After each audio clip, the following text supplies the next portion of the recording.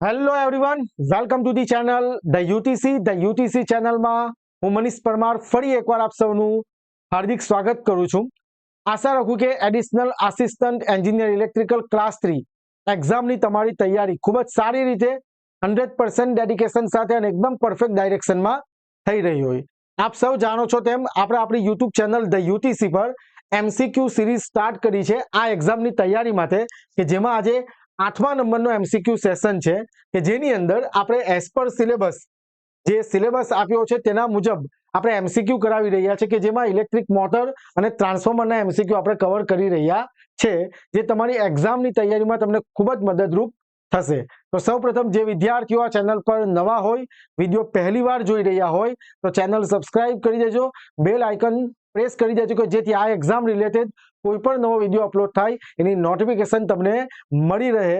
અને આપણે common WhatsApp group બનાવેલું છે આ એક્ઝામની તૈયારી માટે તેમજ અપડેટ માટે, તો એની લિંક પણ ડિસ્ક્રિપ્શનમાં છે, ત્યાંથી તમે વોટ્સએપ ગ્રુપ જરૂરથી જોઈન કરી લેજો. અને સૌથી ઇમ્પોર્ટન્ટ વસ્તુ, જે વિદ્યાર્થીઓ એક્ઝામની તૈયારી કરી રહ્યા છે અથવા તો કરવા માંગે છે એવા વિદ્યાર્થીઓ માટે ધ યુટીસી એપ્લિકેશન ઉપર અર્જુન બેચ અવેલેબલ છે, કે જેમાં તમને પાર્ટ એ અને પાર્ટ બી એમ 210 માર્ક્સની સંપૂર્ણ તૈયારી 4,999 રૂપિયામાં, અને માત્ર જે વિદ્યાર્થીઓ પાર્ટ બી ની તૈયારી કરવા માંગે છે એટલે કે 150 માર્ક્સની તૈયારી કરવા માંગે છે તેવા વિદ્યાર્થીઓ માટે કોર્સની ફી છે 3,999 રૂપિયા. ન્યૂલી રેકોર્ડેડ કોર્સ છે, ઘણા વિદ્યાર્થીઓ એનરોલ કરી ચૂક્યા છે જેમના રિસ્પોન્સ ખૂબ જ સારા છે. અને આ કોર્સમાં તમે દરેક લેક્ચરની પીડીએફ તમે તમારા મોબાઈલમાં ડાઉનલોડ કરી શકશો. આ જ કોર્સમાં તમને ટેસ્ટ સિરીઝ પણ પ્રોવાઈડ કરાવી દેવામાં આવશે. ઓકે, તમારે એનરોલ કરવા પહેલા ડેમો લેક્ચર પણ તમે જોઈ શકો એપ્લિકેશનમાં. ડેમો લેક્ચર જોયા પછી તમે આ કોર્સને એનરોલ કરી શકો. ઓકે, અને વધારે માહિતી માટે અમારો મોબાઈલ નંબર 6354999091 પર તમે અમને કોલ કરી શકો. ઓકે, તો હવે આવી આપણા એમસીક્યુ સેશન ઉપર 71 નંબરનો MCQ, the primary and secondary of transformer are ખાલી જગ્યા કપલ્ડ બટ ખાલી જગ્યા કનેક્ટેડ. ઓકે, 4 ઓપ્શન આપેલા છે: magnetically, not electrically, electrically not magnetically, magnetically also magnetically, electrically also electrically. Okay, હવે ટ્રાન્સફોર્મરનું વર્કિંગ પ્રિન્સિપલ તમને આઈડિયા હશે જ, જેમ કે જેમાં આપણે ટ્રાન્સફોર્મર કોડ આ રીતના. ઓકે, અહીંયા winding, high voltage winding, low voltage વાઇન્ડિંગના આધારે આપણે એ સ્ટેપ અપ વોલ્ટેજ ટ્રાન્સફોર્મર છે કે સ્ટેપ ડાઉન ટ્રાન્સફોર્મર છે એના મુજબ આપણે 3 સ્ટેપ્સ આવશે. પણ જસ્ટ તમને આ ક્વેશ્ચન માટે સમજાવું, જે પ્રાઇમરી અને સેકન્ડરી વાઇન્ડિંગ. ઓકે, હવે જેવો અહીંયા કરંટ ફ્લો થશે, જેવો આપણે સપ્લાય આપીશું એટલે ફ્લક્સ પ્રોડ્યુસ થાય. આ ફ્લક્સ જે છે ત્યાં લિંક થશે સેકન્ડરી સાથે, અને સેકન્ડરી સાથે જે ફ્લક્સ લિંક થાય છે ત્યારબાદ induction principle E by N ડિફાઈ dt ના આધારે એમાં EMF પ્રોડ્યુસ થશે, તમને આઉટપુટ વોલ્ટેજ મળશે. ઓકે, તો અહીંયા તમે એક વસ્તુ જોઈ શકો કે જે પ્રાઇમરી અને સેકન્ડરી, જે આ પોર્શન અને આ પોર્શન ઇલેક્ટ્રિકલી કનેક્ટેડ નથી, પણ આ ફ્લક્સ અહીંયા લિંક થાય છે. સમજાય છે વાતમાં? જ્યારે આપણે સપ્લાય આપીએ છીએ પ્રાઇમરીને, તો જ્યારે જે ફ્લક્સ પ્રોડ્યુસ થાય છે ફાઈ, મેગ્નેટિક ફ્લક્સ, ચુંબકીય ક્ષેત્ર, એ સેકન્ડરી સાથે લિંક થાય છે અને ત્યારબાદ આઉટપુટ તમને મળે છે. એટલે ઇલેક્ટ્રિકલી કનેક્ટેડ નથી, બટ મેગ્નેટિકલી કનેક્ટેડ છે, એટલે કે મેગ્નેટિકલી કપલ્ડ છે. સમજાય છે વાતમાં? તો આનો સાચો આન્સર શું આવશે? ધ પ્રાઇમરી અને secondary of transformer are magnetically coupled. બરાબર ને? આ ફ્લક્સ જે પ્રાઇમરીનો જે ફ્લક્સ પ્રોડ્યુસ થાય છે ફાઈ, એ ક્યાં લિંક થાય છે? સેકન્ડરી સાથે. તો એમાં કોઈ કરંટ અહીંયાથી કોઈ ફ્લો થતો નથી, રાઈટ? એટલે magnetic coupled but not electrically connected, electrically connected હોતા નથી. એટલે આપણો option A is our right answer. સમજાય છે વાતમાં? ટ્રાન્સફોર્મરમાં જે પ્રાઇમરી અને સેકન્ડરી છે તે મેગ્નેટિકલી કપલ્ડ હોય છે, ચુંબકીય રીતે, ચુંબકીય ક્ષેત્રની રીતે, બટ એમાં કોઈ ઇલેક્ટ્રિકલી કનેક્ટેડ હોતું નથી. સિમ્પલ ક્વેશ્ચન છે, બધાને આવડતો જશે. 72 નંબર ક્વેશ્ચન, ઇમ્પોર્ટન્ટ ક્વેશ્ચન, ઘણી બધી એક્ઝામમાં પૂછાયો છે. We laminate transformer core to reduce. ટ્રાન્સફોર્મરના કોડને આપણે લેમિનેટ કરીએ છીએ શા માટે? રિડ્યુસ એટલે શું? ઘટાડવા માટે. 4 ઓપ્શન છે: eddy current loss, hysteresis loss, both eddy current and hysteresis loss, ohmic loss. 4 option તમને આપેલા છે. હવે પહેલા તો તમે કોરનું લેમિનેશન અહીંયા મેં મૂકેલું છે, જોઈ લો. Single lamination and laminated core, બરાબર, તમને ઇમેજમાં દેખાતું જ હશે. ઓકે, સિંગલ લેમિનેશન અને આ રીતના લેમિનેટ કરેલું છે, રાઈટ. તો એનો સૌથી મોટો એડવાન્ટેજ એ છે કે શું રિડ્યુસ કરશે? Eddy current loss. Option A is our right answer. હવે જો અહીંયા આગળ બીજી પણ ઇમેજ મૂકેલી છે મેં. સોલિડ કોર, આ રીતના આખું એક સોલિડ કોર આપણે મૂકી દઈએ છીએ, લોખંડનો ટુકડો એવું સમજીએ ખાલી, બરાબર છે. તો એમાં જે સર્ક્યુલેટિંગ કરંટ છે, બરાબર, તેના લીધે એડી કરંટ લોસ કેવો થાય? વધારે થશે. પણ જો તમે થીક લેમિનેશન ની જગ્યાએ થિન લેમિનેશન કરશો તો જે એરિયા છે, જેમ કે જો સમજો અહીંયા બતાવું, R is equal to rho l by A ને V બરાબર IR પરથી I ઇઝ ઇક્વલ ટુ શું? V upon R. સમજો. હવે આપણે શું કરીએ છીએ? પહેલા આ રીતના એક આખું thick lamination solid core use નથી કરતા, પણ શું કરીએ છીએ? આવી રીતના ટુકડા આવી રીતના સ્ટેક કરતા જઈએ છીએ, લેમિનેટ કરતા જઈએ છીએ. એટલે જે કરંટને ફ્લો થવા માટે એરિયા છે તે શું થાય છે? ઘટે છે. જોજો, ક્ષેત્રફળ ઘટે છે. સમજાય છે વાતમાં?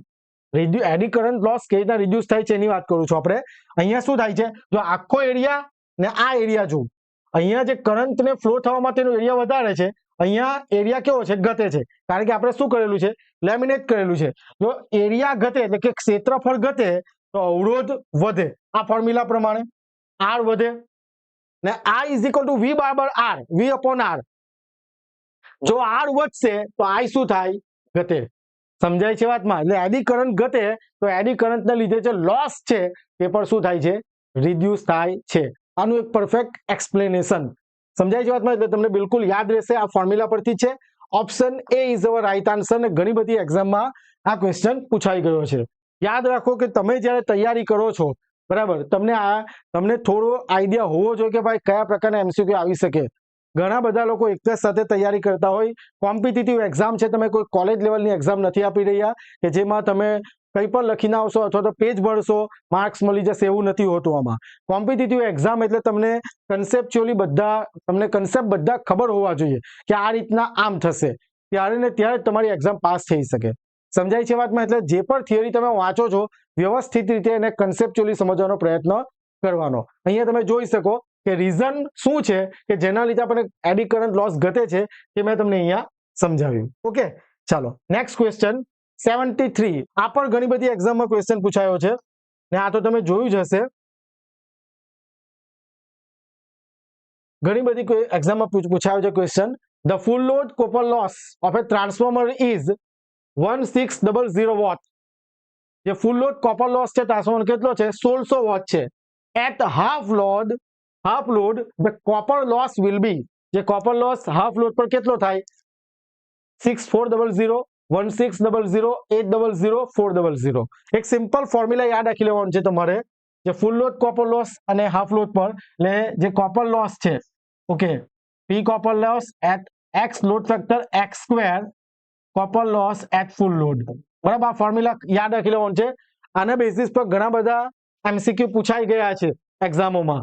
હવે અહીંયા X છે તે લોડ ફેક્ટર છે, એ પણ મારે સમજાવવાનું હોય તો મેં તમને કીધું તે પ્રમાણે આપણે એક્ઝામ જે ક્વેશ્ચન છે તેને આપણે સમજીશું, બાકી આ લાંબી થિયરી થઈ જાય. ઓકે, ચાલો હવે આની અંદર શું છે જોજો. X એટલે શું? Load factor. ને તમને શું કીધું છે? Half load. એટલે X બરાબર કેટલા આવશે? 1/2. X ઇઝ ઇક્વલ ટુ કેટલા? 1/2. તો આપણે જોજો copper loss at half load એટલે 1/2. X બરાબર 1/2 શું થશે? તો 1/2 નો square multiply by full load copper loss કેટલો આપેલો છે આપણને? 1600. ચાલો 1/2 એટલે 2 નો સ્ક્વેર કેટલો? 4, 2 નો વર્ગ 4 ને આ 1600 તો 400. એટલે આન્સર શું આવશે? 400 watt. Option D is our right answer. સમજાય છે વાતમાં? ઇમ્પોર્ટન્ટ ફોર્મ્યુલા છે, ઘણી બધી એક્ઝામમાં આ ફોર્મ્યુલા બેઝડ MCQ પૂછાઈ ગયા છે, એટલે તમને આ ફોર્મ્યુલા આવડવું જોઈએ. ત્યાં X એટલે શું? તો લોડ ફેક્ટર. બરાબર છે. Next MCQ. The transformer which is more feasible to use in the distribution end should be. જે ટ્રાન્સફોર્મરનું જે વાઇન્ડિંગ છે તે star delta, delta star, Scott, delta delta. બરાબર છે. હવે જરા જોજો અહીંયા આગળ જે ડિસ્ટ્રીબ્યુશન તરફ છે, જેમ કે સિંગલ ફેઝ, આપણા ઘરે પર તમે જોયું હશે એક ફેઝ આવશે અને એક ન્યુટ્રલ આવશે, ત્યારે આપણને 230 મળે છે. સમજાય છે વાતમાં? લાઈન જે વોલ્ટેજ આવે છે તે, રાઈટ. હવે અહીંયા આગળ જે ડિસ્ટ્રીબ્યુશન તરફ છે આપણે એક ફેઝ અને ન્યુટ્રલ જોઈએ છે, એટલે જે ટ્રાન્સફોર્મરનું જે વાઇન્ડિંગ છે સેકન્ડરી વાઇન્ડિંગ, એટલે પ્રાઇમરી વાઇન્ડિંગ જે છે તે કયું કનેક્ટેડ હોવું જોઈએ? ડેલ્ટા. જોજો, અને જે સેકન્ડરી છે તે કયું કનેક્ટેડ હશે? સ્ટાર. શાના માટે? કારણ કે આપણને શાની જરૂર છે? એક ન્યુટ્રલની જરૂર છે. સમજાય છે વાતમાં? ખ્યાલ આવે વાતમાં? ડેલ્ટા અને સ્ટાર. આ પણ ઘણી બધી એક્ઝામમાં ક્વેશ્ચન પૂછાઈ ગયો છે કે જે ડિસ્ટ્રીબ્યુશન તરફ છે તે ટ્રાન્સફોર્મરનું કયું વાઇન્ડિંગ ફિઝિબલ છે? તો કયું? Delta to star. શાના માટે? આપણને એક ન્યુટ્રલ જોઈએ છે, બરાબર છે? સમજાય છે વાતમાં? ન્યુટ્રલ, જે એક ફેઝ અને ન્યુટ્રલ, એટલે તમને તમારા ઘરે જે વોલ્ટેજ મળે છે તે. એના સિવાય પણ ઘણા બધા રીઝન છે, પણ આપણને જે હમણાં જરૂરી છે તે મેં તમને સમજાવ્યું. તો option B delta to star is our right answer. Next question, which of the following loss varies with the load? Hysteresis loss, eddy current loss, copper loss, core loss. Okay, તો ચાર ઓપ્શન તમને આપેલા છે, જે નીચેનામાંથી એવું કહે છે કે લોડ સાથે કયો લોસ વેરી થશે. તો યાદ રાખો, જે કોપર લોસ છે એ depend on current flowing through the winding. જે વાઇન્ડિંગમાંથી કરંટ ફ્લો થાય છે એના પર ડિપેન્ડ કરશે. Which is very with load. જેટલો લોડ તમે વેરી કરતા જશો, વધારશો ઘટાડશો, તેમ તેમ વાઇન્ડિંગમાંથી ફ્લો થતો કરંટ વેરી થતો જશે. એનો મતલબ કે જે કોપર લોસ છે તે વાઇન્ડિંગમાંથી ફ્લો થતા કરંટ પર ડિપેન્ડ કરે, અને કરંટ જે ફ્લો થાય છે તે કોના પર ડિપેન્ડ કરે છે? લોડ પર ડિપેન્ડ કરે. એટલે કોપર લોસ લોડ સાથે વેરી થશે. Which of the following loss varies with the load. જે લોડ સાથે એટલે વધારો ઘટાડો, તો એના મુજબ જે વેરી થતો લોસ છે તે કયો લોસ છે? Copper loss. Option C is our right answer. Next question, material commonly used in making transformer core is. ચાર ઓપ્શન આપેલા છે: cast iron, mild steel, high silicon steel, high carbon steel. તો આનો સાચો જવાબ આવશે high silicon steel. Option C. હવે જો આની અંદર તમને રીઝન બતાવું. જે સિલિકોન સ્ટીલ છે તે ફેરોમેગ્નેટિક મટીરિયલ છે. ફેરોમેગ્નેટિક મટીરિયલ સિમ્પલ વસ્તુ છે. ટ્રાન્સફોર્મરનું જે કોર છે એ આપણે સિલિકોન સ્ટીલમાંથી બનાવીએ છીએ. એનું જો સિમ્પલ રીઝન તમને આપવું હોય કે હિસ્ટેરેસિસ લોસ છે તે ઓછો થાય. કેવી રીતના? આની પ્રોપર્ટીઝ શું છે? જે સિલિકોન સ્ટીલ જે છે, સિલિકોન સ્ટીલ એ ફેરોમેગ્નેટિક મટીરિયલ છે, બરાબર. એની પ્રોપર્ટી શું છે કે સપ્લાય ધારો કે આપીએ, જેમ કે જોજો આ કોઈ અધર મટીરિયલ છે, બરાબર. હમણાં સપ્લાય કનેક્ટ કરેલું નથી, બરાબર. આ ફેરોમેગ્નેટિક મટીરિયલ સિલિકોન સ્ટીલ જ છે, સમજો હમણાં. હવે આની અંદર ડાયપોલ મોમેન્ટ પહેલા અસ્તવ્યસ્ત ગોઠવાયેલી હોય. જોજો, આપણને ખ્યાલ છે કે કોઈ પણ મટીરિયલમાંથી, એટલે કે કંડક્ટરમાંથી જે કરંટ ફ્લો કરીએ તો એની આજુબાજુ શું પ્રોડ્યુસ થાય? ચુંબકીય ક્ષેત્ર. હવે અહીંયા કોઈ પણ ફેરોમેગ્નેટિક મટીરિયલ તરીકે સિલિકોન સ્ટીલને આપણે લીધું છે. મારા ડાયપોલ મોમેન્ટ બધી અસ્તવ્યસ્ત ગોઠવાયેલી છે. હવે અહીંયા શું કરું છું મેં? જેવો સપ્લાય કનેક્ટ કરું, સમજો વાતમાં, જેવો આપણે સપ્લાય કનેક્ટ કરીએ છીએ એટલે શું થશે? આની અંદર ચુંબકીય ક્ષેત્ર પ્રોડ્યુસ થાય. તો આમાં શું થશે? આ બધી ડાયપોલ મોમેન્ટ જે છે, જો તો ખાલી રીઝન બતાવું છું કે શા માટે. આ તો ખાલી જસ્ટ તમારા નોલેજ માટે, બરાબર. શા માટે આપણે સિલિકોન સ્ટીલને કોર તરીકે યુઝ કરીએ છીએ, બીજું મટીરિયલ કેમ યુઝ નથી કરતા, એનું ડિટેલમાં જરા સોલ્યુશન બતાવું છું, બીજું કંઈ નથી. ઓકે, બધી જે ડાયપોલ મોમેન્ટ છે એક જ ડાયરેક્શનમાં ગોઠવાઈ જશે, એટલે ચુંબકીય ક્ષેત્ર પ્રોડ્યુસ થાય છે. હવે જરા જોજો, ફરીથી જ્યારે મેં સપ્લાયને રિમૂવ કરું છું, જોજો, જેમ કે તમે લોખંડનો એક સળિયો લો, એમાંથી કરંટ પસાર કરો તો ચુંબકીય ક્ષેત્ર ઉત્પન્ન થાય. હવે કરંટ પસાર બંધ કરી દઈએ, સપ્લાય નથી આપતો, તો લોખંડનો ટુકડો એઝ ઇટ ઇઝ કન્ડિશનમાં રહી જાય. સિલિકોન સ્ટીલમાં શું થાય છે તે જરા જોજો. આમાં શું છે કે સપ્લાય આપ્યો છે એટલે બધી જે ડાયપોલ મોમેન્ટ બધી એક જ ડાયરેક્શનમાં ગોઠવાઈ ગઈ, એટલે કે ચુંબકીય ક્ષેત્ર પ્રોડ્યુસ કરે છે, બરાબર છે. હવે શું છે સમજો વાતમાં. જો સપ્લાય આપણે રિમૂવ કરી દઈએ, હવે ફરીથી સપ્લાય અહીંયાથી કાઢી નાખ્યો, અહીંયા આપણે શરૂઆતમાં આપણે નહીં હતો, પછી આપ્યો સપ્લાય, તો આ રીતના ચુંબકીય ક્ષેત્ર પ્રોડ્યુસ કરે છે. હવે સપ્લાય ફરીથી રિમૂવ કરી દઈએ તો શું થવું જોઈએ? એ ચુંબકીય ક્ષેત્ર ગુમાવી દેવું જોઈએ, એમાં ફરીથી નોર્મલ મટીરિયલ બની જવું જોઈએ ને, જે રીતના આપણે લોખંડ હતું. પણ આમાં શું થાય છે કે અમુક જે ડાયપોલ મોમેન્ટ છે ને, તો હજુ પણ એ કન્ડિશનમાં જ રહે છે. સમજો વાતમાં, એ જ કન્ડિશનમાં રહે છે. મતલબ કે આમાં સપ્લાય રિમૂવ કરીએ છીએ, સપ્લાય હટાવી દઈએ છતાં પણ એમાં ચુંબકીય ક્ષેત્ર રહે છે. That is the property of silicon steel ferromagnetic material. સમજાય છે વાતમાં? એના લીધે જો હજુ પણ સપ્લાય રિમૂવ કર્યા પછી પણ આની અંદર મેગ્નેટિક ફિલ્ડ છે હજુ પણ. સમજાય છે વાતમાં? હવે આ જ વસ્તુ કે જેને આપણે જો કોર તરીકે યુઝ કરીએ ને, તો એમાં છે ને લોસ આવે. જોજો, હિસ્ટેસિસ લોસ એટલે કઈ રીતના? તો આ રીતના તમે કર્વ જોયો હશે.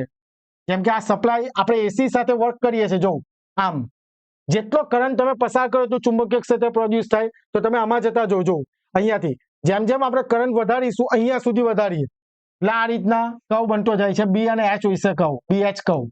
ઓકે, હવે અહીંયા મેક્સિમમ વેલ્યુ પછી કરંટ શું થાય છે? ઘટે છે. એટલે આ ડાયરેક્શન ચેન્જ થશે આ રીતના.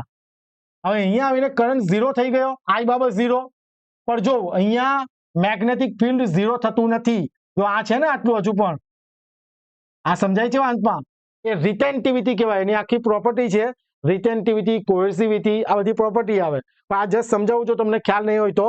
કરંટ આ રીતે ધીરે ધીરે વધતો જાય છે. અહીંયા સેચ્યુરેશન પોઈન્ટ પર પછી કરંટ ઘટે એટલે ચુંબકીય ક્ષેત્ર પણ ઘટે. હવે અહીંયા આવીને કરંટ ઝીરો થઈ ગયો, મતલબ ચુંબકીય ક્ષેત્ર ઝીરો થઈ જવું જોઈએ, પણ આ ઝીરો થતું નથી. જોવું સમજાય છે વાતમાં? આ જ પ્રોપર્ટી છે ફેરોમેગ્નેટિક મટીરિયલની. ફરીથી પછી નેગેટિવ ડાયરેક્શનમાં આ રીતના કહું છે. આખી લાંબી થિયરી છે, પણ શોર્ટમાં ફિનિશ કરું છું, બરાબર? તો આ જે છે ને એને બીએચ કર્વ કહેવાય, હિસ્ટેસિસ લૂપ. અને શું કહેવાય? હિસ્ટેસિસ લૂપ, હિસ્ટેસિસ લૂપ. અને આના લીધે જે લોસ થાય તે કયો? હિસ્ટેસિસ લોસ. હવે જો તમે આની જગ્યાએ કોઈ બીજું મટીરિયલ વાપરો ને, સિલિકોન સ્ટીલ ફેરોમેગ્નેટિક મટીરિયલની જગ્યાએ, તો શું હોય કે આનો જે ગ્રાફ આવે ને, આ જે ગ્રાફ આવે તે કેવો આવે? આ રીતના આવે, જરા મોટો આવે. સમજાય વાતમાં? આમ. હવે આવો જો ગ્રાફ વધારે હોય તો એરિયા વધારે તો લોસ વધારે. તો સિલિકોન સ્ટીલમાં આ જે લૂપ છે એ નેરો આવે છે, પાતળી. લોસ પર કેવો થાય છે? ઓછો થાય છે. એટલા માટે આપણે ટ્રાન્સફોર્મરનું જે કોર છે, જે ટ્રાન્સફોર્મર જે કોર છે તેમાં કયું મટીરિયલ યુઝ કરીએ છીએ? High silicon steel. આ તો રીઝન તમને કીધું. સમજાય છે વાતમાં? આ રીતના બધી થિયરી આપણે કન્સેપ્ચ્યુઅલ સમજાવેલી છે કોર્સમાં, પણ ઇમ્પોર્ટન્ટ નથી એટલે મેં તમને સમજાવી દીધું કે સિલિકોન સ્ટીલ જ શા માટે આપણે યુઝ કરીએ છીએ. ઓકે, તો આઈ હોપ કે તમને આન્સર ખ્યાલ આવી ગયો હશે. Option c, high silicon steel is our right answer. Next question, Buchholz relay is voltage sensitive device, current sensitive device, frequency sensitive device, gas actuated device. આ પર ક્વેશ્ચન પૂછાઈ ગયો છે. Option D is our right answer, gas actuated device. બરાબર, અહીંયા image મૂકેલી છે, bubbles થશે અને આ જે હિંગ પોઈન્ટ છે તેને પહેલા એલાર્મ, જો નાનો ફોલ્ટ હશે તો ઓકે, અને જો રિમૂવ થઈ જાય, વધારે હશે ઇન્સિપન્ટ ફોલ્ટ, તો એ એલાર્મ અહીંયા શું થઈ જાય? ઓપન થઈ જશે. આખું વર્કિંગ છે, પણ મેં તમને કીધું તે પ્રમાણે શું છે? ગેસ એક્ચ્યુએટેડ રિલે છે. આ એની રિયલ ઇમેજ છે, તમે જોઈ શકો. બરાબર, કે જે ઓઇલ ટ્રાન્સફોર્મર છે તેમાં આપણે આ યુઝ કરતા હોઈએ છીએ. Okay, Buchholz relay is gas actuated device, right? Next question, which of the following does not change in a transformer? આ તો બધાને આવડવું જ જોઈએ. ઓકે, આ બધાને આવડવું છે. ઘણા બધા વિદ્યાર્થીઓ વિડીયો જુએ છે, પણ જે મેં ક્વેશ્ચન કહું છું કે આનો આન્સર કમેન્ટ કરો, તો હજુ કરતા નથી. ઓકે, તો કમેન્ટ કરશો તો તમને વધારે આઈડિયા આવશે. આનો આન્સર શું હોય તે તમને આવડવું જોઈએ, કારણ કે ટ્રાન્સફોર્મર એક બેઝિક ક્વેશ્ચન કહેવાય કે ટ્રાન્સફોર્મર નીચેનામાંથી શું ચેન્જ થતું નથી. ના, અમુક એક્ઝામમાં ક્વેશ્ચન આ પણ પૂછાઈ ગયો છે. ઓકે, 4 ઓપ્શન આપેલા છે: current, voltage, frequency, all of the above. તો આનો ક્વેશ્ચનનો આન્સર તમારે કમેન્ટ કરવાનો છે, શું આવશે તે સાચો જવાબ. Okay, next question, efficiency of power transformer is the order of. આ પણ ઇમ્પોર્ટન્ટ ક્વેશ્ચન છે. આનો સાચો જવાબ આવશે 98%. બરાબર, જે ટ્રાન્સફોર્મર છે, પાવર ટ્રાન્સફોર્મરની જે એફિશિયન્સી 95 થી 99% વચ્ચે હોય જ છે. બરાબર છે, તો આનો સાચો જવાબ આવશે 98%. બરાબર છે. ચાલો, next question, the transformer ratings are usually expressed in terms of. ટ્રાન્સફોર્મરનું જે પ્લેટ હોય, બરાબર, તો એની ઉપર જે રેટિંગ છે તે શેમાં બતાવેલું હોય છે? kVA માં. Okay, option D is our right answer. The transformer rating are usually expressed in terms of kVA. Okay, next question. Okay, તો 80 સુધી ક્વેશ્ચન છે ટ્રાન્સફોર્મર બેઝડ અને ઇમ્પોર્ટન્ટ એમસીક્યુ આપણે કવર કરેલા છે જે તમારી પરીક્ષામાં તમને મદદરૂપ થશે. ઓકે, આઈ હોપ કે તમને બધા એમસીક્યુ ખ્યાલ આવી ગયો હોય. જે ક્વેશ્ચનનો મેં આન્સર પૂછેલો છે જરૂરથી કમેન્ટ કરો. અને જે વિદ્યાર્થીઓ ખરેખર આ એક્ઝામની તૈયારી કરી રહ્યા છે, કારણ કે ઘણા વિદ્યાર્થીઓનો કોલ આવે છે કે સર અમે તમારા વિડીયો રેગ્યુલર બેઝિસ પર જોઈએ છે અને અમને મદદ મળે છે. તો જો તમે ખરેખર એક્ઝામની સિરિયસલી પ્રિપેરેશન કરતા હોય તો અર્જુન બેચ ખરેખર તમને ખૂબ જ મદદરૂપ થશે. ઓકે, બધી જ વસ્તુની તૈયારી કરાવી દેવામાં આવશે. ટેસ્ટ સિરીઝ પણ પ્રોવાઈડ કરેલી છે. વેલિડિટી અપ ટુ એક્ઝામ છે. ડેમો લેક્ચર છે, જોઈ લો અને ત્યાર પછી તમે કોર્સને એનરોલ કરી શકો. ઓકે, તો મળીએ એમસીક્યુ સેશનના નેક્સ્ટ વિડીયોમાં કે જ્યાં આપણે બીજા ઇમ્પોર્ટન્ટ એમસીક્યુ કરાવીશું. મળીએ નેક્સ્ટ લેક્ચરમાં, નેક્સ્ટ વિડીયોમાં. Thank you very much. જય હિન્દ, જય ભારત.